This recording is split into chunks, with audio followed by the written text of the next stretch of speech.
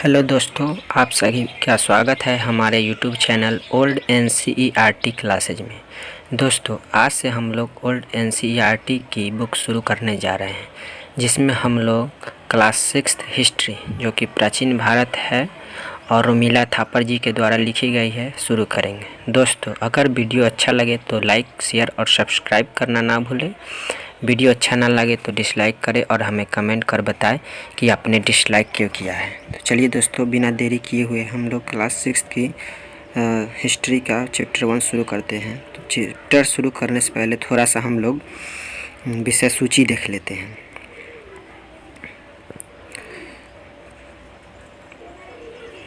पहला है आदि मानव। इसमें हम लोग आदि मानव के बारे में पढ़ेंगे कि उनका जीवन कैसा था, वो क्या खाते थे, क्या पहनते थे, कैसे रहते थे, कैसे मिलजुल कर रहते थे। उसके बाद आएगा नगर जीवन कार्य। आदि मानव से जब धीरे धीरे विकास हुआ तो लोग नगर जीवन की ओर पहुँचे, तो नगर जीवन में लोग कैसे रहते थे और खान पान कैसा था, रहन सहन कैसा था, एक दूसरे के साथ उनका व्यवहार कैसा था, यही सब पढ़ेंगे। उसके बाद है वैदिक युग का जीवन। इसमें हम लोग आर्यों के आगमन के विषय में पढ़ेंगे और लोहा की खोज के विषय में पढ़ेंगे। उसके बाद आएगा भारत 600 ईसा पूर्व से 400 ईसा पूर्व तक। इसमें हम लोग पढ़ेंगे कि भारत 600 ईसा पूर्व से लेकर और 400 ईसा पूर्व के बीच तक भारत में क्या स्थितियाँ थी। उसके बाद पढ़ेंगे मौर्य साम्राज्य, 5 चैप्टर है। उसका 6th है भारत 200 ईसा पूर्व से 300 ईसा पूर्व तक। उसका 7वां है गुप्त काल। उसके बाद 8वां है छोटे छोटे राज्यों का युग। उसके बाद 9वां है भारत और संसार। तो चलिए दोस्तों, अब हम लोग चैप्टर 1 जो कि आदि मानव है, यहीं से शुरू करेंगे।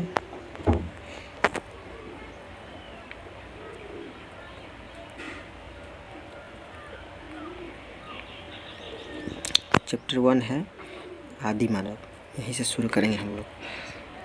तो इसका पहला टॉपिक है खानाबदोश मनुष्य।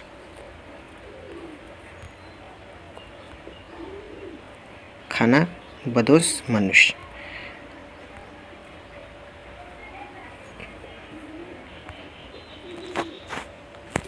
पहला टॉपिक है खानाबदोश मनुष्य। तो उन लोगों को जो शिकार करते थे और जिनका जीवन पौधे व फलों पर निर्भर था, अस्थायी जीवन में परिवर्तित होने में लाखों साल लग गए। खाद्य संग्राहक से खाद्य उत्पादक तक की अवस्था तक पहुंचने में आदमी को करीब 3 लाख साल लगे।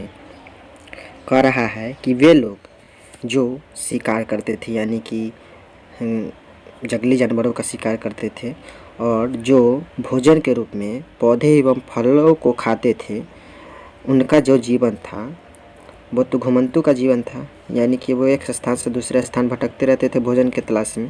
तो उनको जो अस्थायी जीवन जीने में ना लाखों साल का समय लगा। खाद्य संग्राहक से खाद्य उत्पादक तक कह रहा है। यहाँ जान लेते थोड़ा सा कि खाद्य संग्राहक क्या होता है। खाद्य संग्राहक वे होते हैं जो भोजन इकट्ठा करते हैं और खाद्य उत्पादक वे होते हैं जो भोजन का उत्पादन करते हैं। तो कह रहा है कि खाद्य संग्राहक से खाद्य उत्पादक तक की अवस्था तक पहुंचने में आदमी को करीब 3 लाख साल लगे, परंतु एक बार यह सीखने के बाद मनुष्य ने बड़ी तेज़ी से उन्नति की। मनुष्य का अपने आसपास के वातावरण पर जितना अधिक नियंत्रण होता है, उतनी ही अधिक तेज़ी से वह उन्नति करता है। कह रहा है कि जब मनुष्य खाद्य संग्राहक से खाद्य उत्पादक की अवस्था में पहुंच गया तो उसने बहुत तेज़ी से उन्नति किया। उनके रहन सहन में, खान पान में, रहने के तरीके सब में आदि सब चीज़ों में बदलाव आया। कह रहा है कि मनुष्य जो होते हैं उनका अपने आसपास के वातावरण पर जितना अधिक नियंत्रण होता है, मतलब आसपास के वातावरण के बारे में जितनी अधिक जानकारी होती है, उतनी ही अधिक तेज़ी से वह उन्नति एवं विकास करता है। कहने का यही तात्पर्य है। उसके बाद कह रहा है कि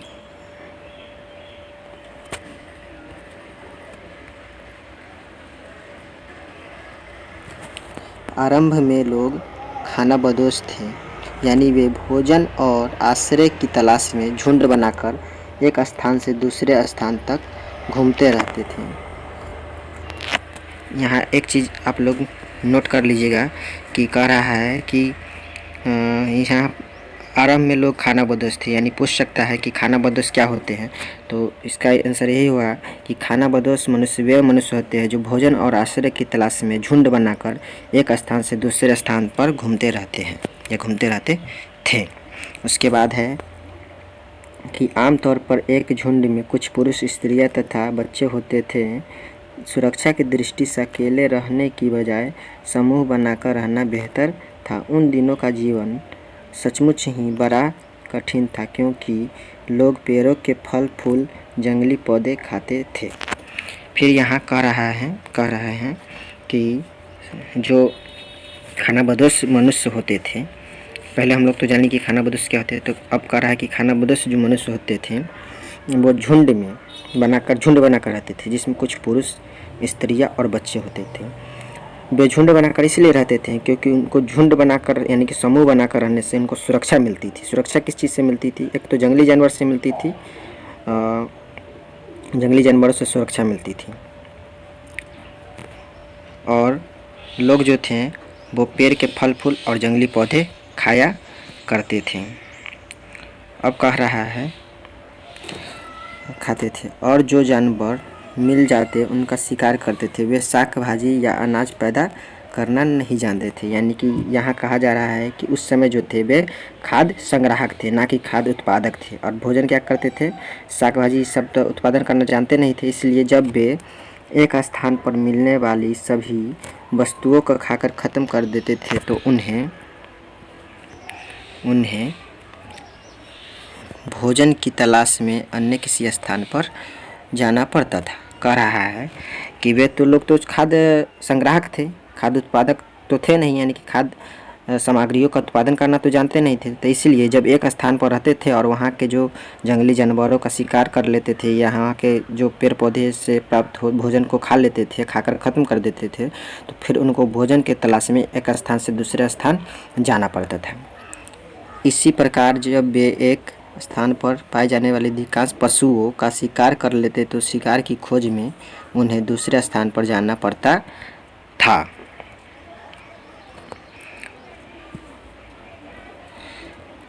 फिर यदि कहीं गुफाएं होती तो मनुष्य उन्हीं में रहने लगते थे, अन्यथा वे पेड़ों की पत्तों वाली शाखाओं के बीच अपने लिए शरण स्थान बना लेते थे। और वे घर के रूप में क्या अपनाते थे? तो घर के रूप में वे जब एक जगह से दूसरे जगह कहीं जाते थे तो गुफा मिलती थी तो गुफा में रह लेते थे, और नहीं तो बड़े पेड़ों की पत्तों वाली शाखाओं के बीच अपने लिए शरण स्थान बना लेते थे, मतलब बड़े पत्ते वाले पेड़ों पर रहा करते थे। और वे जो खाद्य संग्राहक थे, आदि मानव जो थे, उन्हें दो चीज़ों का सबसे ज़्यादा भय रहता था। प्रथम मौसम और दूसरा था जंगली जानवर। मौसम से वे इसलिए डरा करते थे क्योंकि आदि मानव नहीं जानते थे कि बादल क्यों गरजते हैं या बिजली क्यों चमकती है, और जब किसी चीज़ का कारण समझ में नहीं आता है तो आदमी उससे भयभीत रहता है। कह रहा है कि आदि मानव जो थे वे दो चीज़ों से बहुत डरा करते थे, पहला मौसम और दूसरा जंगली जानवर।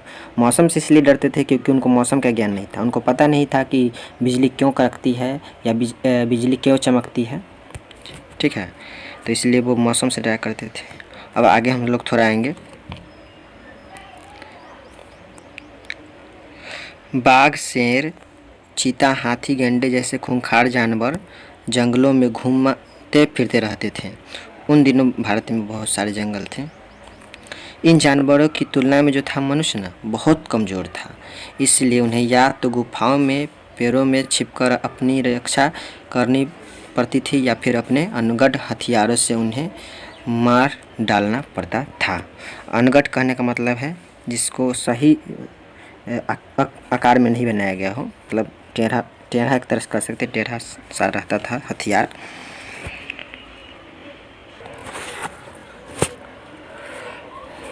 परंतु इन जानवरों से रक्षा का सर्वोत्तम उपाय था आग।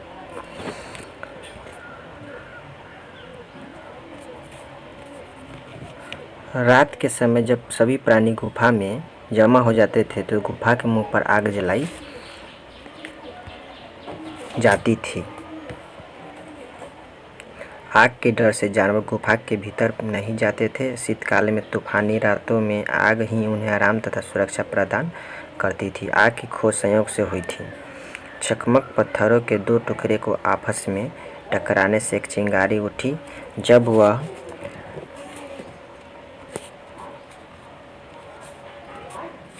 जब वह चिंगारी सूखी पत्तियों और टहनियों पर गिरी तो उनमें से आग निकली। कह रहा है कि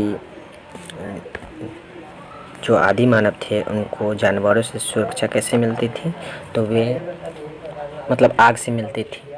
और वे जो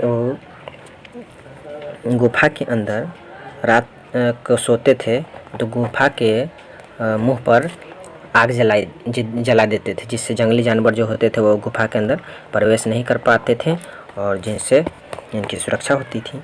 उसके बाद कह रहा है कि आग की बात आई तो अब थोड़ा सा आग के बारे में जान लेते हैं।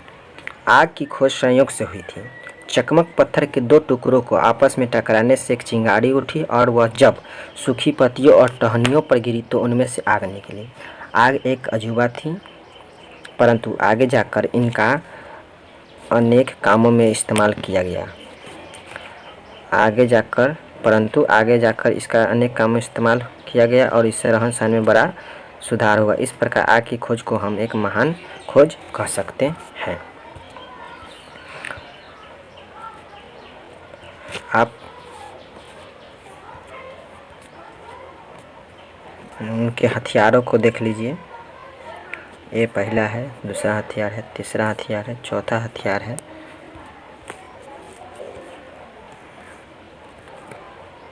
पांचवा हथियार है। इसका देखिए तुलना किया गया है। अभी के जो आड़ी होता है उस समय ये जानवरों के हड्डी से बनाते थे।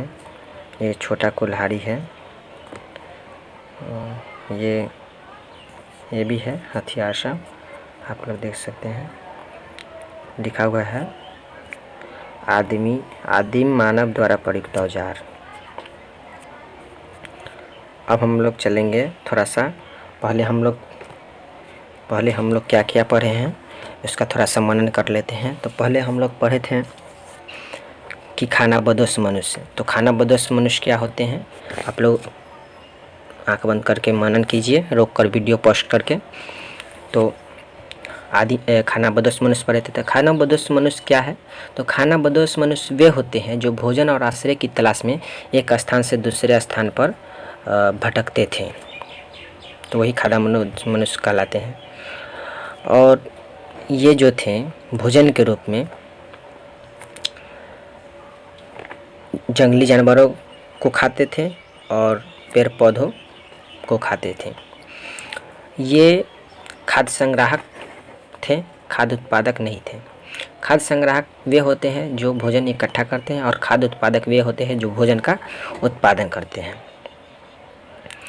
वे जो आदिम मानव थे उस समय के, वो झुंड में रहते थे। झुंड में रहने से उनको जंगली जानवरों से सुरक्षा प्रदान होती थी। वे मौसम और जंगली जानवरों से बहुत डरा करते थे। क्यों डरते थे, क्योंकि उनको मौसम का ज्ञान नहीं था। मौसम का ज्ञान नहीं था तो उन्हें यह पता नहीं था कि बिजली क्यों चमकती है, मौसम क्यों बदलते हैं, वही मौसम बार बार क्यों आ जाते हैं, सर्द क्यों लगती है, ठंड क्यों लगती है।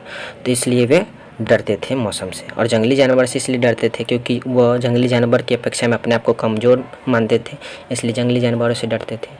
और वे चूँकि वे खाद्य संग्राहक थे, खाद्य उत्पादक नहीं थे, तो वे जब एक स्थान पर रहकर वहाँ की जब सब चीज़ को खा लेते थे और वहाँ की जब मिलने वाले जानवरों का शिकार कर लेते थे और जब वहाँ के मतलब भोजन वहाँ ख़त्म हो जाता था तो वे एक स्थान से दूसरे स्थान चले जाते थे। और वे रहते कहाँ थे, तो वे गुफा में रहते थे या बड़े पेड़ वाले पत्तों की शाखाओं पर रहते थे। गुफा में रहते थे और रात को गुफा के मुंह पर आग जला लेते थे, जिससे जानवरों से उनकी रक्षा होती थी। उसके बाद थोड़ा सा आग के बारे में पढ़े हम लोग कि आग जो है दो चकमक पत्थरों को आपस में टकराने से एक चिंगारी उठी और सूखी टहनियों पर पड़ी। तो सूखी टहनियों पर पड़ी तो उसमें आग लग गया। जिससे आग का आविष्कार हुआ। यह एक अजूबा थी, ठीक है। उसके बाद हम लोग अब पढ़ने जा रहे हैं औजार और हथियार। कह रहा है कि चकमक पत्थर का पैदा करने के अलावा अन्य कई कामों में इस्तेमाल होता था। चकमक पत्थर कठोर परंतु इसके चिप पर आसानी से निकलते हैं, इसलिए इसे तरह तरह के आकार दिए जा सकते हैं। कह रहा है कि चकमक पत्थर का आग पैदा करने के लिए तो उपयोग होता ही था, इसके साथ साथ इसका जो उपयोग होता था औजार और हथियार बनाने में भी किया जाता था। चकमक पत्थर तथा कुछ अन्य किस्मों के पत्थर का औजार और हथियार बनाने में इस्तेमाल किया जाता था।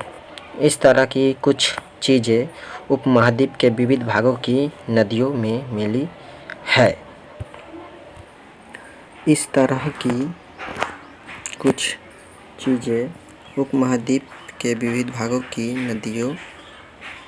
नदियों में इस तरह की कुछ चीज़ें उपमहाद्वीप के विविध भागों की नदियों में मिली है। कुछ स्थानों में जैसे कश्मीर की घाटी में जानवरों की हड्डियों से भी औजार और हथियार बनाए जाते थे। पत्थर के बड़े टुकड़े से जो आदमी की मुट्ठी में आ सकते हैं, हथौड़ा, कुल्हाड़ियाँ और बसूले बनाए जाते थे।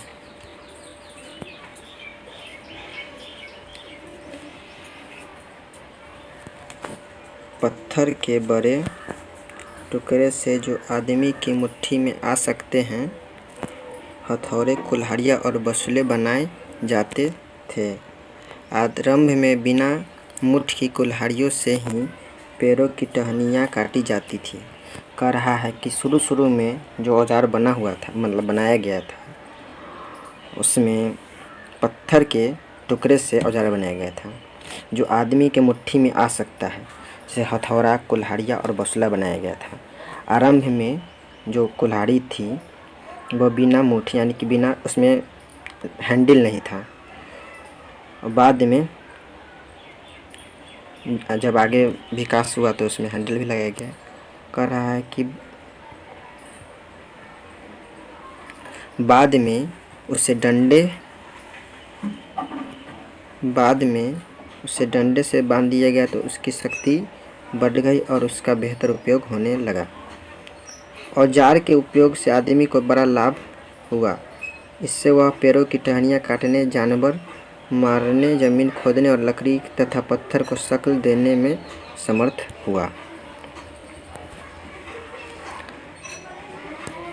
कह रहा है कि छोटे छोटे पत्थरों के टुकड़े जो प्रायः बड़े टुकड़ों के छीलन व कतरन होते थे, इतनी सावधानी से बनाए जाते थे कि उनमें पतली धार आ जाती थी और तब बारीक काम के लिए उनका चाकू या खुरचनी के रूप में उपयोग होता था।